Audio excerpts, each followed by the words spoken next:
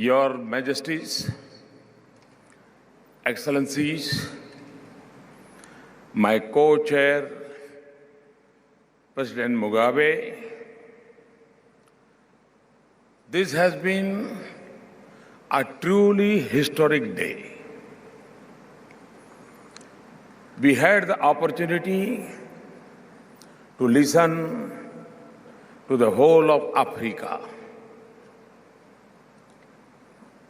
Our first two summits were limited to a few countries on the basis of the Banjul formula. We are honored today that all 54 African nations are participating.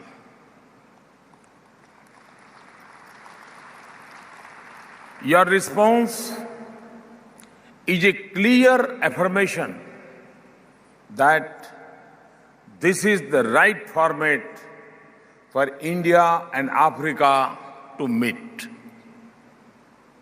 I express profound gratitude to each of you for sharing your thoughts. There is nothing that teaches you more than the wisdom of your friends. All of us in India have been inspired by your aspirations for your country and Africa, your vision for the world, your feelings for India, and your expectation from our partnership. Your friendship and faith is a source of great pride and strength for us. Listening to you has reinforced my conviction that partnership between India and Africa is natural, because our destinies are so closely interlinked, and our aspirations and challenges are so similar. We will work with you to realize your vision of a prosperous Africa based on inclusive growth, empowered citizens, and sustainable development. An integrated and actually vibrant Africa, and a peaceful and secure Africa, which has its rightful global place. I have listened carefully on how we can make our partnership more effective. Your feedback and suggestions will be very helpful in restructuring our lines of credit. We will take into account your special circumstances, and we will ensure even greater speed and transparency in their utilization. As always, we will be guided by your priorities. We have learned a lot in the process of establishing institutions in Africa. This will help us implement these projects more efficiently. We are very encouraged by the response to our scholarship program. We will improve it further and also create a more supportive environment to live, study, and train in India. I have listened to the importance you attach to technology partnership. As in India, we will increase focus on technology to transform lives of the weakest in the remotest parts of Africa.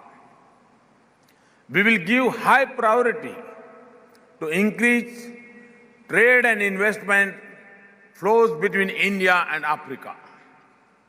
We will make our trade more balanced. We will facilitate Africa's access to the Indian market. We will ensure full and effective implementation of the duty-free accesses extended to 34 countries. We have excellent defense and security cooperation with many African countries. We have done this bilaterally and through multilateral and regional mechanisms. Closer defense and security cooperation will be a key pillar of India-Africa partnership. We will intensify our cooperation against terrorism and rally the world to build a common cause against it.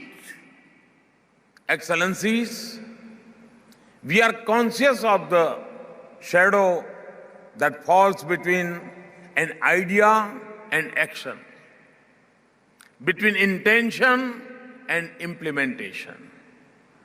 So implementation will be as important as starting projects.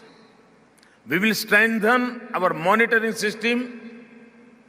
This will include a joint monitoring mechanism with African Union. Excellencies, our solidarity and unity can be a major force in the cause of a more inclusive, fair, and democratic global order. We are at a decisive moment in charting its course. We should intensify our cooperation and collaboration to seek reforms of the United Nations, achieve our shared goals in global trade, build a global partnership for the Development Agenda 2030, and pursue our expectation from the Paris meet on climate change. A world shaped in our vision and aspiration will give us each a better chance to succeed. Today, we have adopted the declaration of this summit and the framework for strategic cooperation. But more than numbers and documents, the biggest outcome is our renewed friendship, stronger partnerships, and greater solidarity. Excellencies, given the scale of our summit and the ambitious goals of our partnership, we have jointly agreed that the summit should be held every 5 years.